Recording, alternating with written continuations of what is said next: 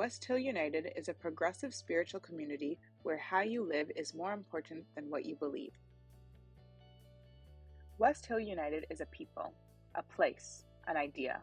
We are a community living out of a progressive faith, striving to make a positive difference in our own lives, the lives of others, and the world. Join us Sundays at 10:30 a.m. or connect with us at any time. Yes? Are you hearing me? You're muted, Don. Oh dear. How's that? I'm. Are you hearing now? There we go. We can hear you. Thank you. Okay. The first reading is from the work of Anne Lamont, a novelist and nonfiction writer who is also a public speaker, writing teacher, and social justice advocate who describes herself as having unconventional Christian beliefs. She lives in the San Francisco Bay Area, and this is what she says. You will lose someone you can't live without, and your heart will be badly broken. And the bad news is that you never completely get over the loss of your beloved. But this is also good news. They live forever in your broken heart that doesn't seal back up. And you come through. Like having a broken leg that never heals perfectly. It still hurts when the weather gets cold. But you learn to dance. Offered his wisdom for the journey. May we walk in its light.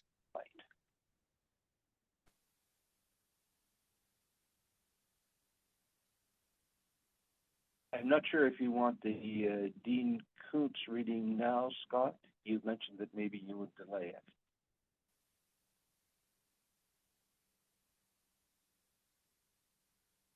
Okay, we'll proceed.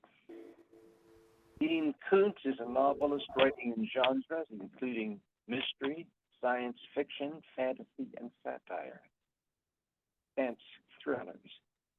An advocate for civil rights, he often portrays characters in his writing who don't fit society's mold yet. Having much to offer, find unconventional ways to offer. We must know the pain of loss, because if we never knew it, we would have no compassion for others, and we would become monsters of self-regard, creatures of unalloyed self-interest. The terrible pain of loss teaches humility to our prideful kind, as the power to soften uncaring hearts, make better person a good one. And the final reading is from the ancient Roman philosopher Seneca. He was a statesman, dramatist, satirist, whose writing has been considered morally edifying for religious and non-religious thinkers in every century since his death, 65 CE. The comfort, having a friend may be taken away, but not that he had one. Offered as wisdom for the day. May we walk in its light. May we walk.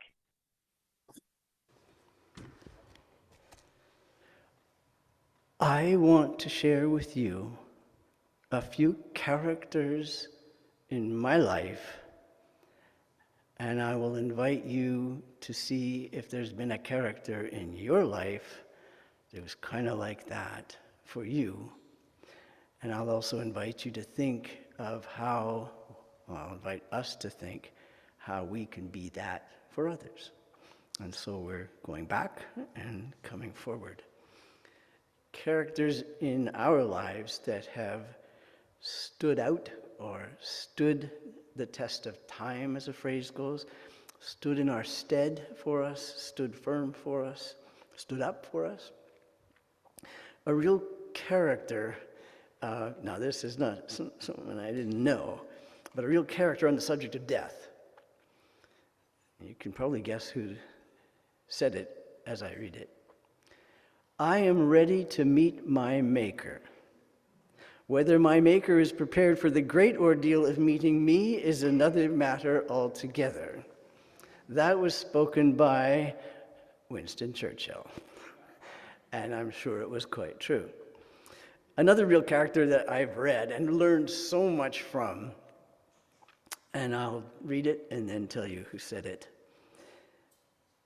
I do not fear death. I had been dead for billions and billions of years before I was born and had not suffered the slightest inconvenience from it. Now, whether you believe that or not, and I know we have different beliefs in the room, but it's nice to know that Mark Twain was perfectly comfortable with the idea of a future not being, since he had not been before and didn't find it onerous. And for someone who studied dying and death and wrote about stages and then had that altered and learned more and more and more, and who died, Elizabeth Kubler-Ross, and you've heard her work. I love this statement because it grabbed me when I was thinking of these people I just want to share with you briefly about. She said, you will not get over the loss of a loved one. You'll learn to live with it. You will heal and you will rebuild yourself around the loss you have suffered. You will be whole again, but you will never be the same. Nor should you be the same. Nor would you want to be. I love that. You will be whole again, but you will never be the same for having known this person and for the loss of this person. But you will never be the same, nor should you be, nor would you want to be.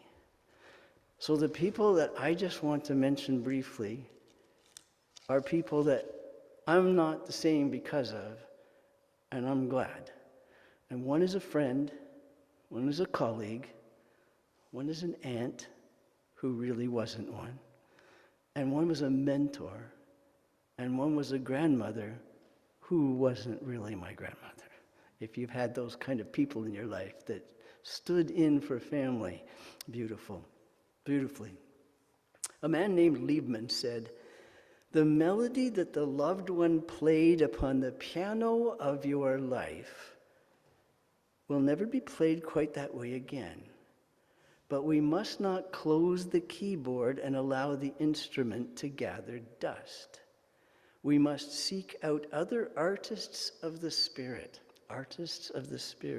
new friends who gradually will help us to find the road to life again and who will walk that road with us. Don Crisp was a friend I met about 30 years ago, maybe 35 years ago. No, 45 years ago. Oh, it does add up. You get that. At a time in my life where I wasn't sure where to go, and a lot was happening in my larger family that was difficult and trying and shook the ground for me. And Don was a minister in a Baptist church, and he became a close friend. I was the director of music. He was the minister in a Baptist church. And he could sit in the middle of chaos, utter chaos in every direction, and say to me or whoever, okay, that's what's happened. This is what we're going to do now. And I can hear him saying, he's been long gone, this is what we're going to do now. Now, having known him a long, long time, it didn't always mean that he had it right. But he gave such a good feeling that somebody knew what we were going to do next, and we could move. And so I've often thanked him for that feeling of, okay, together let's talk about this and plan our next step, no matter how bad it got. I am grateful for the difference he made in my life then and my memory of it now. And I invite you to think of someone in your life that steadied you, that sort of had a direction we were going to move in together, and it stuck with you in it. And I invite us all to be that to someone else. Josephine was a colleague, but she was actually my mentor. And I met her when I started with the region of Durham. Josephine was wiser than anyone I'd ever met to that date, except of maybe family members. She was so wise and so deep and so rich in thought and so able to enter the complexities of life that hardly anybody understood what she was saying. She was kind of that guru sort of deep person, but if you spent time with her and gave a piece of your life to her, she could help you turn around in ways I wouldn't even know had happened until I left her office. And I treasure her for that. And she was so bright and so wise that she led a very lonely childhood. She couldn't find the friends to play with. She would play their games and hope they would come and play her mind games, and they never would, and so she was very alone. But in that aloneness, she got deeper. And if you got to know her, you got a piece of that wisdom, and it was beautiful. And so I treasure Josephine for being a mentor in my younger work as social worker and in life. And I hope that you've had someone that gives that richness unexpectedly to you. It could even be on a page, a book. And I invite us to be that to other people. I shouldn't really say this, but my actual aunt didn't really like us much. So I didn't have a close relationship with my real aunt.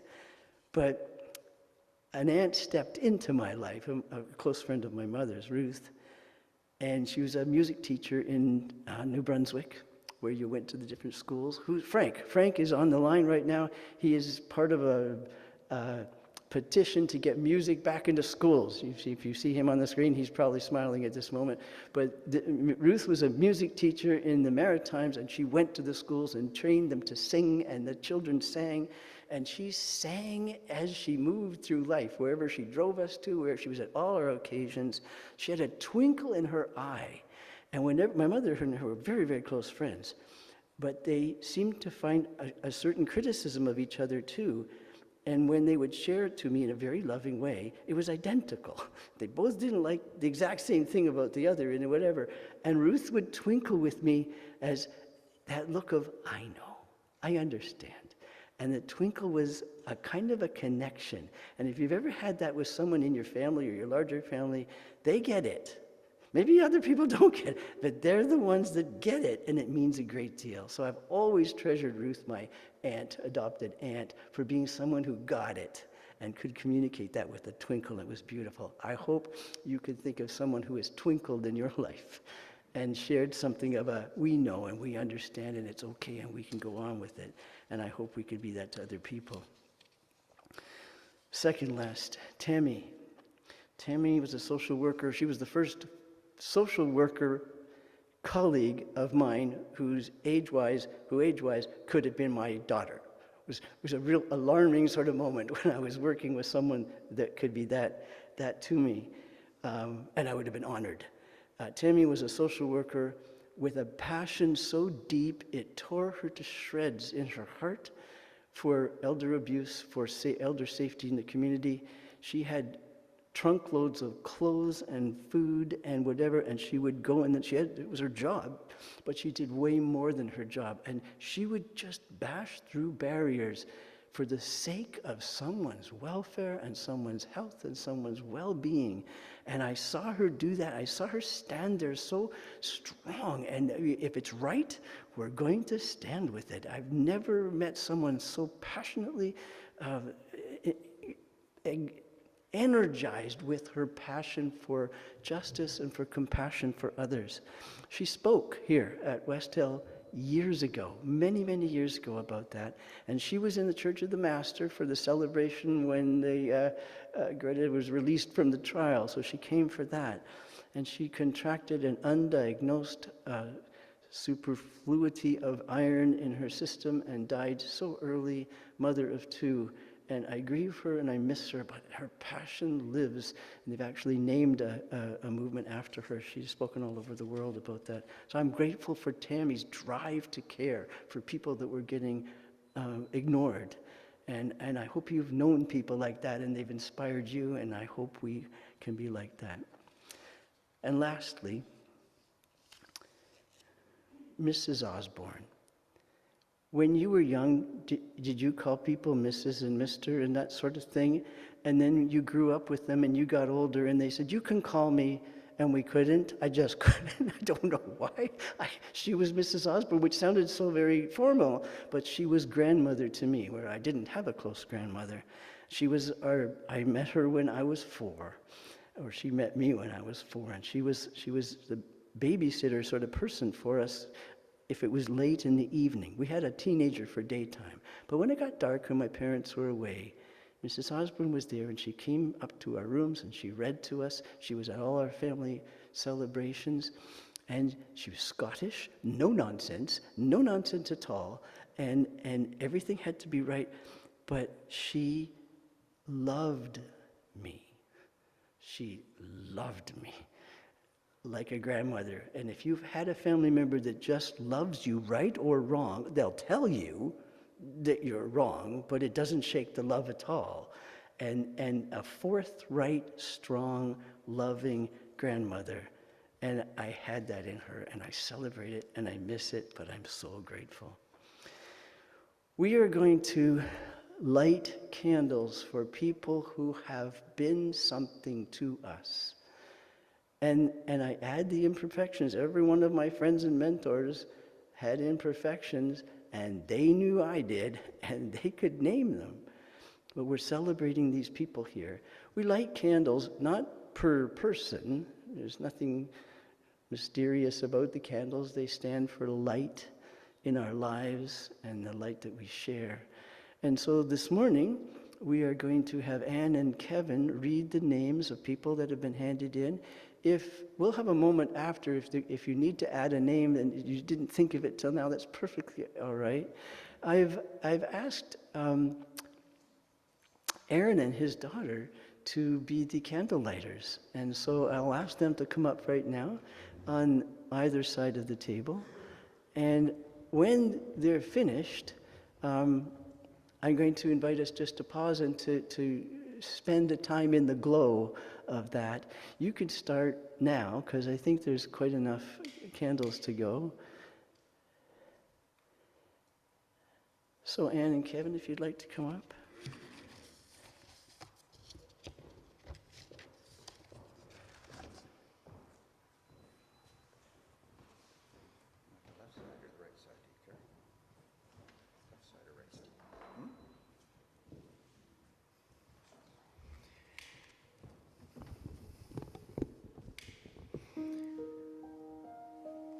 To paraphrase one of the things Scott said, we don't move on, we don't leave our loved ones behind and move on. We take them with us and we move forward. And Anne and I are honored to read the names of the people that meant something to us that we are going to keep with us and move forward with. Anne Avis, Christopher Barnard, Elizabeth Beer, Lillian Bennett, Mary Bennett, Harold Bennett, Janice Bennett Pritting,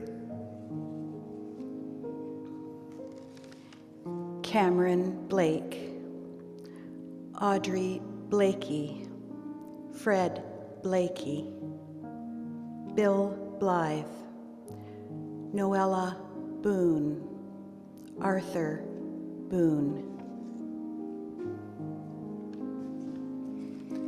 Harold Colway, Anne Colway, Tim Colway, Richard Camage, Tony Chan, Raymond Collette,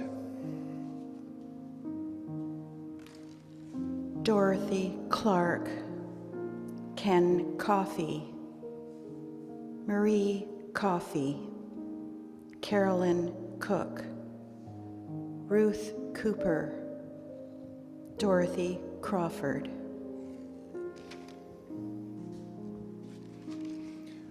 Wayne Crossley, Marion Cruikshank, Robert Cruikshank, Adelaide Daw, William Daw, Maureen DePetty, Vince DePetty.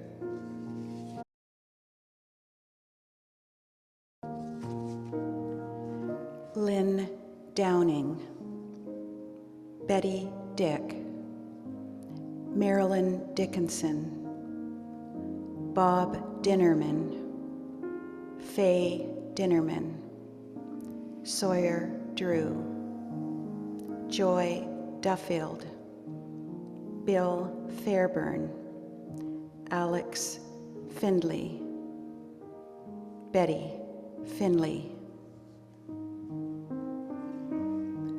Eleanor Gulster,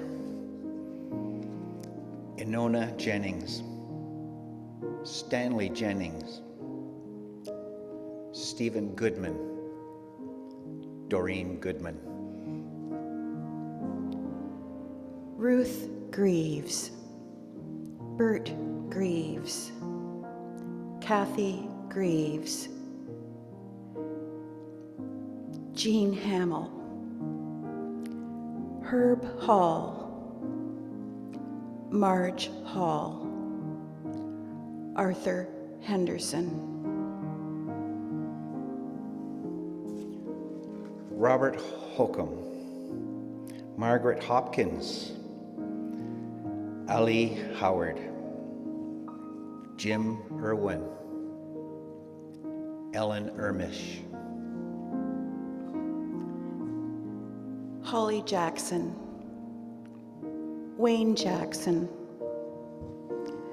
Bob Kearns, Margaret Kearns, Ricarda Kite, Yvonne Kilroy, Victor Coop, Irmgard Krebs, Rose Lavin, Ted Lawton, Audrey Lawton, Orville Lawton, Vernon LePage, Vito Licio, Robert Lockhart, Tessa McCallum, Morgan Mack, Isabel MacArthur, Dorothy McCormack, Harry McCormack, Tony McKechnie, Moira McKechnie, Carol McMurray, Timmy Murphy, Michael Newton, Kevin O'Keefe, Margaret Peters,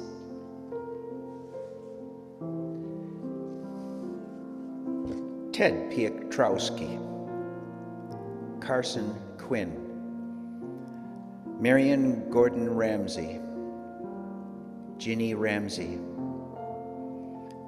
Lillian Ramsbottom, Paul Ramsbottom, Greg Perdue, Marion Reed, Morlin Reese, Lee Reese, Terry Repo, Doug Richards, Aileen Robb, Frank Robb, Anne Routier, Rabina Russell, Arthur Russell, Marlene Spruill, Les Spurrier,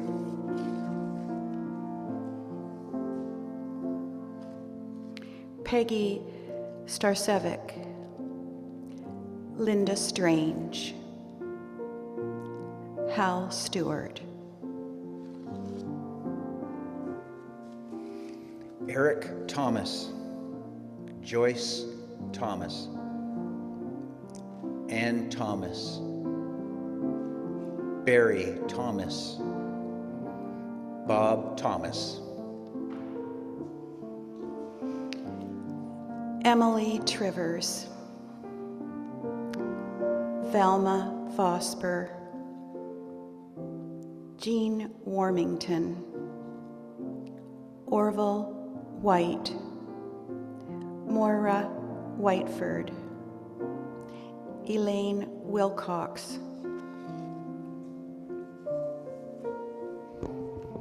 Norm Williams, Julie Williams, Elizabeth Wilt, Frederick Wilt, Carrie Warabus, Jane Wright,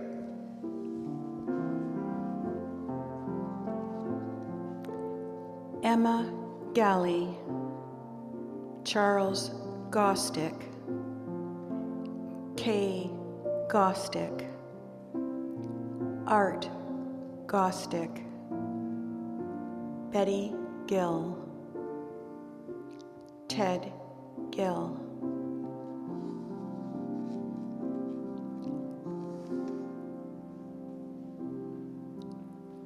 Are there any others?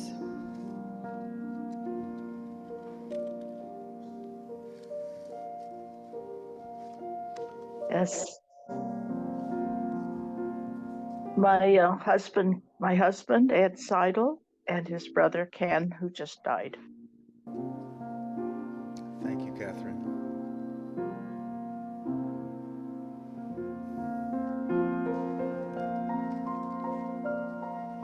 May we all move forward with these loved ones in our hearts.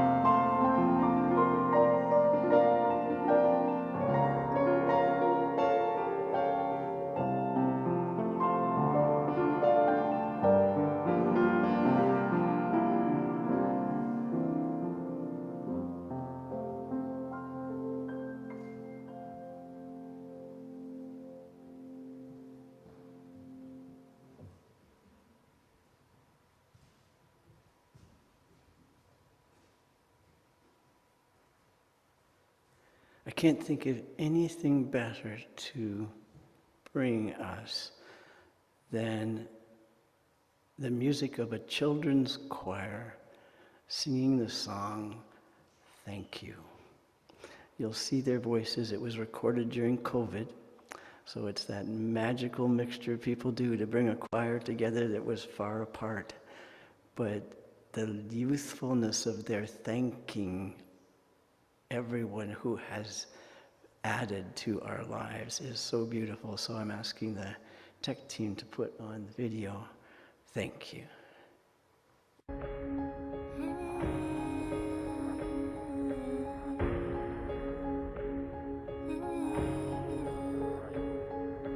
Down and out, all alone, sitting here, sad and blue.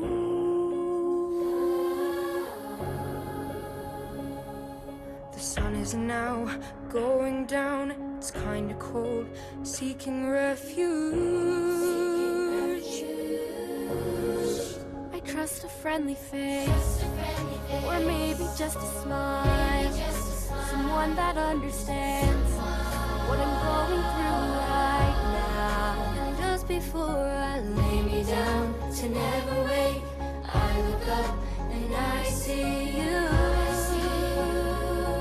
So with everything I am, thank you. Thank you. Thank you. Because you didn't have to.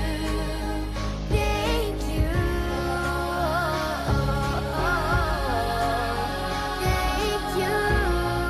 With everything I am.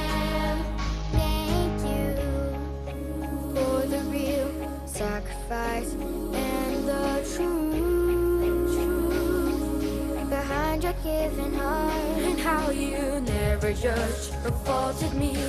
Helped because you wanted to.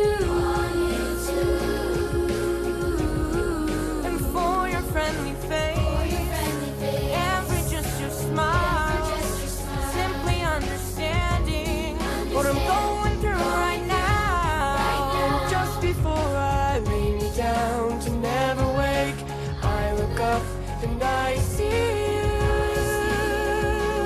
So with everything I am, thank you.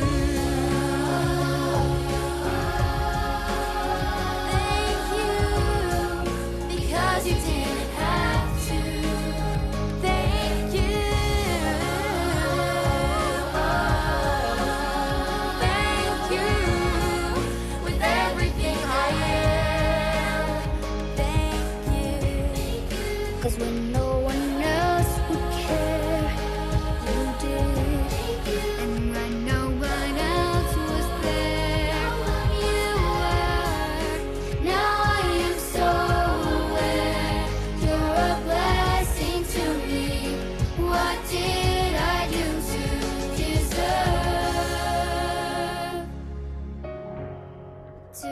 deserve you?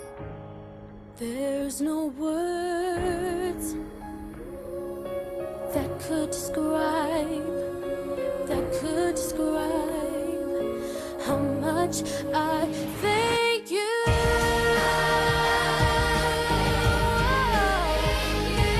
you, because you didn't have to.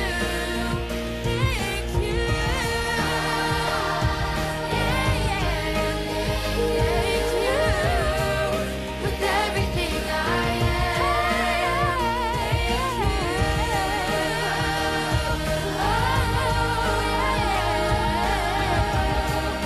Because you didn't have to.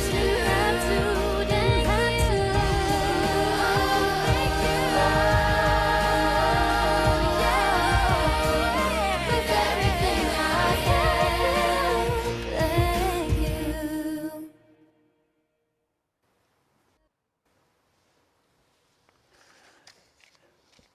Because you didn't have to. Thank you. I hope we go out with hearts full of gratitude for that. Philip Pullman wrote his Dark Materials. Read the trilogy. Beautiful. He said this: even, regardless of what you believe, doesn't matter.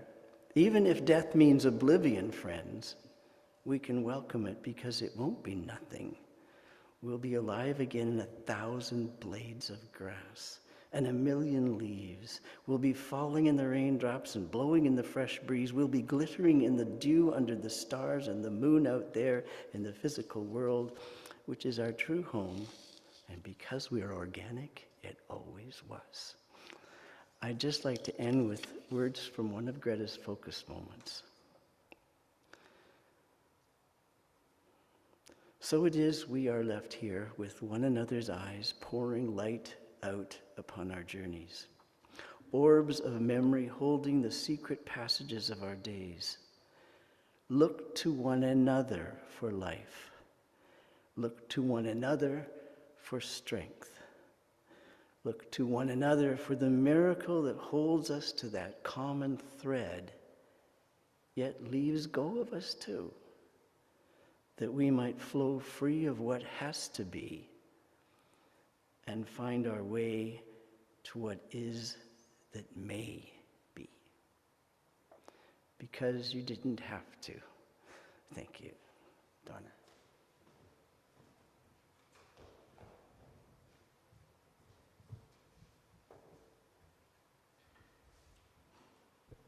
Please stand and join me.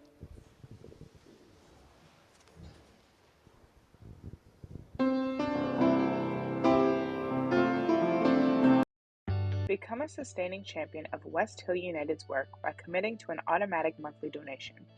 Learn more or donate now through Canada Helps.